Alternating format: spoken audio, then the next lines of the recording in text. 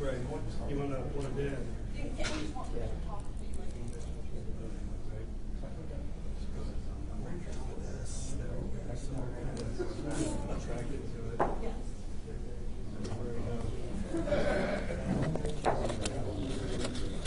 Hey, Rich.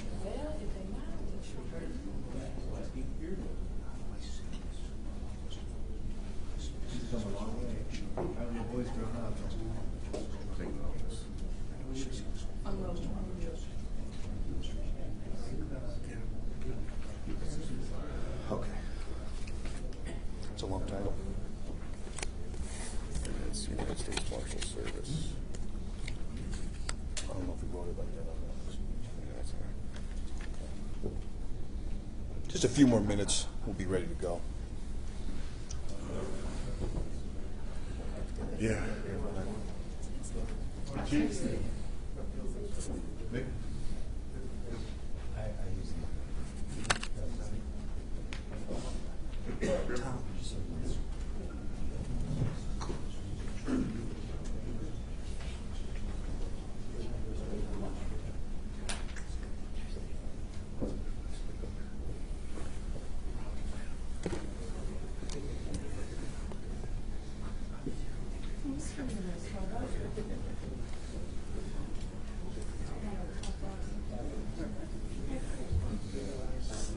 Oh, Nate. I'm sorry.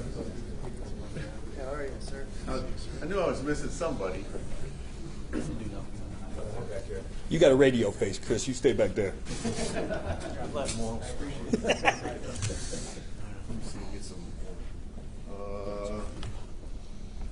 You wanna balance it a little bit? You tell us what you Nate, want. You're the yeah. director. I'll look better We if can- I stand by Chris Hartman. Rich, you want to move this over here maybe a little bit? Sure. Yeah, does this move like that? Oh, you know what? I think it's missing. There we go. Oh, is it missing a wheel? There you Missing a go. wheel. How's that? That better? Yeah. Huh? I got it up there.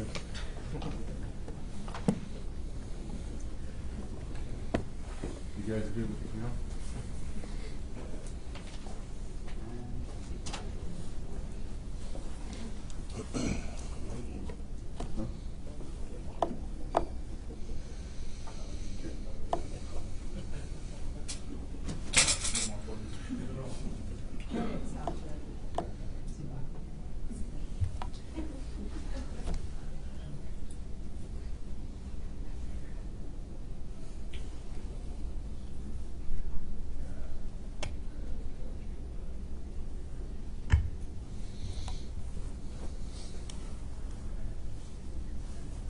I'll be right back.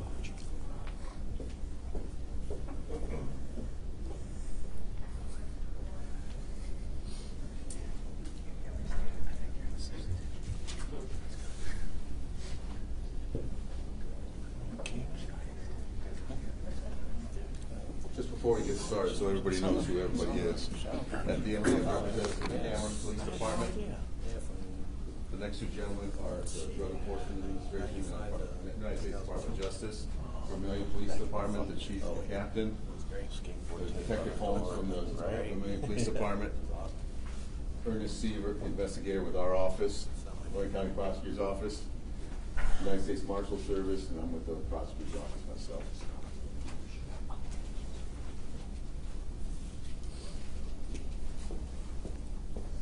Does anybody need a copy that doesn't have one of the speech today? We're all good?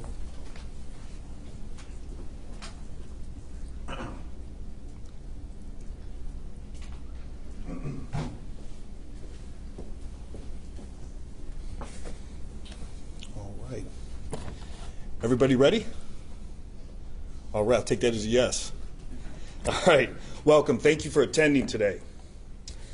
I am here today to recognize the outstanding police work performed by officers from the Vermilion Police Department, and especially the stellar investigation conducted by Detective Sergeant Scott Holmes.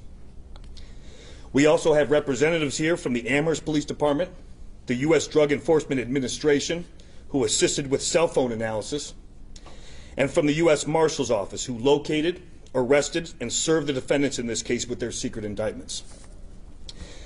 This case unfolded on May 16, 2022, when officers from the Vermilion Police Department responded to a residence where 22-year-old Justin Kramer was found to have overdosed, apparently on an opioid substance.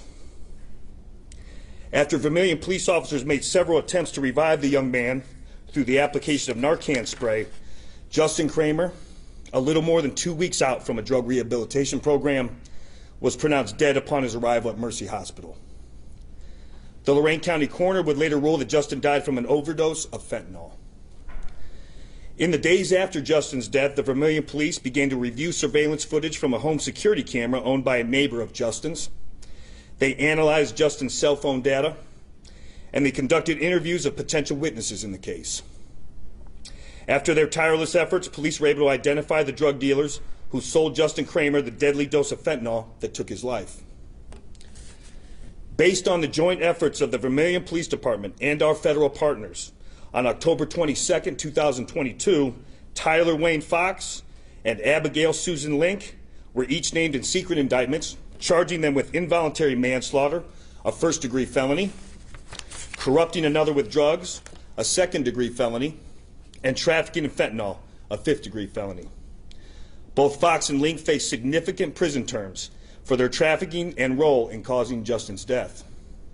The Lorain County Prosecutor's Office is firmly committed to prosecuting Fox and Link, holding them accountable for their conduct, along with all other drug traffickers who perpetuate the opioid crisis in our communities. This office is committed to prosecutions like this one because Justin's family is far from the only one in Lorain County that is grieving the loss of a child from an overdose. This year alone, Lorain County has suffered 90 deaths from drug overdoses, 84 of which were from fentanyl. We must continue to educate residents about the dangers of these drugs, to remove users from the cycle of drug dependence, and to work with law enforcement partners to get drugs off the streets. At this time, I would like to introduce Thomas Gurgey. Mr. Gurgey is the Assistant Special Agent in charge of the Cleveland District Office of the U.S. Department of Justice Drug Enforcement Administration.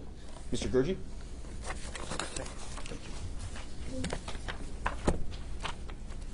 Good afternoon, and thank you for joining us today.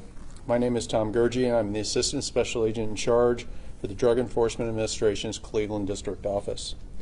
I want to thank our law enforcement partners here with us today. I cannot overstate how vital their efforts are seeing these investigations to the end. Fentanyl in all forms, including in counterfeit pills, fentanyl-laced heroin, and mixed with other drugs, is responsible for thousands of fentanyl poisoning deaths in the United States each year. 26% of those tablets that are seized tested contained lethal doses of fentanyl. In other words, 1 in every 4 pills seized by the DEA includes a deadly amount of fentanyl. The objective of the DEA is simple: bringing those individuals who violate our drug laws to justice. Doesn't matter if you're a street-level dealer or a rogue medical professional or an international drug trafficking organization. Our agents and officers throughout the Cleveland District Office will continue to leverage the full resources of the DEA to ensure that drug traffickers are aware of the criminal actions will not be tolerated. I'm honored to stand here today with our partners to reaffirm our commitment to fighting drug trafficking and the devastation that it brings to our loved ones. Thank you. At this time, we can open up any questions to anybody on the panel. I'm sure they would be more than happy to answer your questions.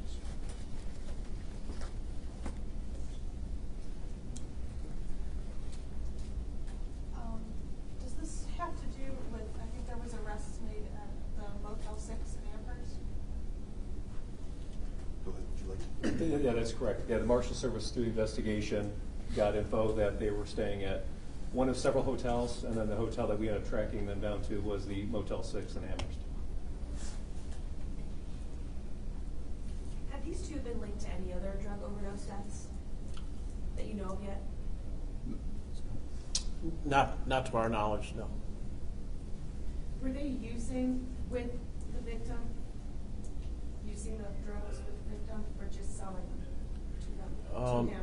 Based on the cell phone analysis and in our investigation, we identified them as the dealers. It's I don't know if they were also using with them or not. That's unclear. Like, were they friends? I don't know the backstory of how they met or anything like that, but this was going back several months where they're supplying our Mr. Kramer with the narcotics.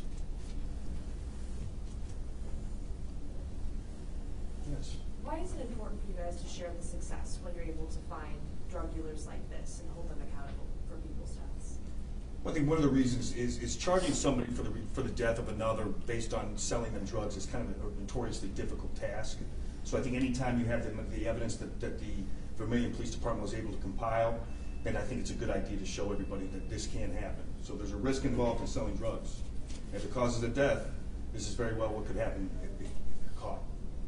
And I think one more note that's very important is that since the prosecutor has taken office, we will use all resources available to us. We will use local resources. We will use federal resources. We will not leave any stone unturned in any investigation for successful criminal prosecution. So I think it's important that you see the people up here and know that we are going to use everything available to the criminal justice system, to the prosecutor's office, to local law enforcement to pursue any type of investigation or criminal charge. Now I understand this happened in May. You were able to turn around in October. Seems fairly fast. Would you say it was challenging to complete this investigation? It is very challenging. There's a lot of steps to it. That was where this whole team here came into play, between the prosecutor's office, between the DEA, the Marshal Service, the Amherst PD being on scene during the arrest. It's a team effort type of thing. So this was far-reaching, and it took all of the facilities available to us to get to this point. So it's not just Vermilion. This was a team effort thing for sure. Now, from my personal experience, to catch the person who is responsible for the overdose, would you say that this is common to actually hold those accountable who sold the drugs to the person who died? Not particularly common. These are notoriously difficult. And so, like I said, when we receive enough evidence to do that, we're going to pursue it, but it's not something that's very common. So moving forward, what warning would you say to those people? Because they may think they're not responsible, but they are. You're responsible. And if we can link those drugs to you, you're going to be prosecuted.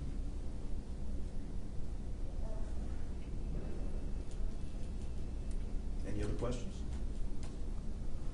You know, for these repeat offenders who will go through the jail system and they come back out and they're back on the street selling drugs, I mean, kind of a similar question, but what would you say to them that they keep facilitating this problem? No, go ahead. Go to the microphone, please. You know, there is a process for people that have this addiction. There is a process for them to get some help, you know, if in fact they overdose. We have here in Lorain County, if you overdose and you go into some sort of rehab within 30 days of that overdose, you know, any criminal prosecution may be waived. It's not a get-out-of-jail-free card, but it's the ability to get some help, because we understand that this is an addiction. So we hope people take advantage of that addiction. You know, if you overdose, get some help within 30 days.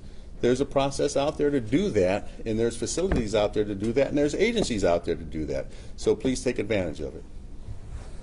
If you can share what's next in regards to investigations moving forward in the county? Well, I think any time that we can, you know, obviously there's a significant problem with opioids in the community. I think any time that we can link the individual who sold the drugs to the individual they used, that we're going to take advantage of that. And so just moving forward, we're looking to find those cases where we can prove beyond a reasonable doubt that that individual sold those drugs that caused that death. And you said it's 90, so are you guys making any headway on that? We're hoping to. Okay. We're hoping to. In the process of figuring it out? Yes, ma'am. And another thing I'd like to look at is just from the perspective of having a small community. So when we have a problem that presents itself like this, it's even more notoriously difficult for smaller communities to be able to handle these issues. So my personal thanks go out to Prosecutor Tomlinson's office. I mean, they're absolutely tremendous to work with in these type of situations. Our federal partners, they have access to resources and things that we on these smaller community levels simply don't have access to. So it allows successful outcomes like this. It makes it a lot easier. So on my behalf, being responsible for policing a small community, it's tremendous what these folks have done in regard for our communities. I know sometimes for any crime, it's difficult for the community to speak up, but how would you incentivize the community to speak up when they potentially have information about a drug dealer? I think probably that old adage, you know, if you see something, say something. I think that when you see unusual activity, to report it. You know, it may be benign, but maybe it's significant. And so I would just ask anybody that's involved in the community, if they see activity that they believe would be related to drug trafficking, that they report it to their local agency. And I think you fall into two categories. Either you're someone who has been affected by the scourge of heroin and overdose, or you're someone who's about to be in some way. The problem is expanding exponentially. So we all have to work on this problem together. If I can also say something too, and we know this is a huge problem with the Drug Enforcement Administration to get the message out. And we have a one pill can kill campaign that we've been hitting with the media a lot. People need to realize that are out there, and I mentioned it, 26% that are tested now have lethal doses of fentanyl in pills, and we're finding them basically pressed into just about anything. People got to realize that unless you get it from a pharmacy or your doctor's office, that you are not to take it, because that could kill you. And the parents out there need to know that. I mean, these are dangerous times that we're in right now, and we just need to be aware and be very cautious and resilient and pay attention to what our loved ones are doing. Speaking of parents, what was the victim's family's reaction knowing that you caught the suspects? So I speak with them probably every other day.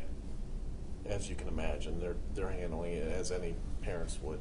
They're extremely grateful as far as this investigation's gone and to the point that we're at. But this isn't, I don't want to, every overdose is investigated like this.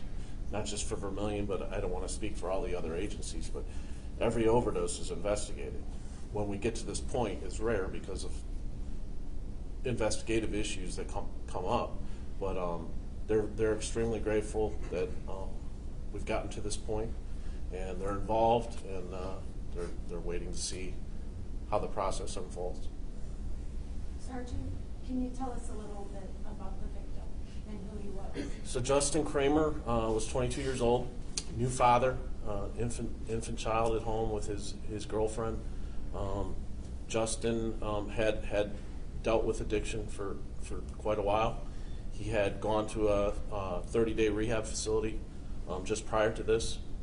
This is actually, we tend to see more overdoses after someone goes to a rehab facility because their tolerance drops after, and then when they relapse, they may do what they may use what they had used prior, and now their tolerance is down. So within a couple weeks after exiting the rehab facility, he relapsed, and then we had this incident here. So he was tight with his family, tight with his children, his child, and his girlfriend. He was trying to deal with his addiction and got the best of him. Is he a graduate from Vermont? He was. I'm not sure. I don't want to say yes or no. He had been living in Vermilion for several years, but I'm not sure time frame wise. Thank you. You know, part of the reason why we had this press release today is, you know, the opioid crisis was a hot button subject a few years ago in the media. It was kind of everywhere you read it, you would read about opioid. And even though it kind of gets out of the front pages, it's still a very real problem. And so we wanted to kind of have this press release to remind the community that just because you don't see it on the front page like you did a few years ago, it's a very real problem.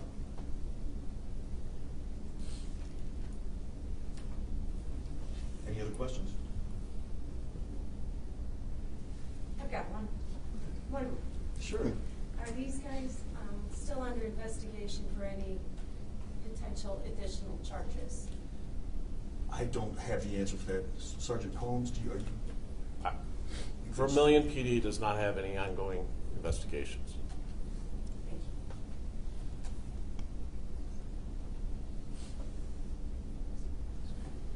All right. Thank you. Thanks for coming. Thank you.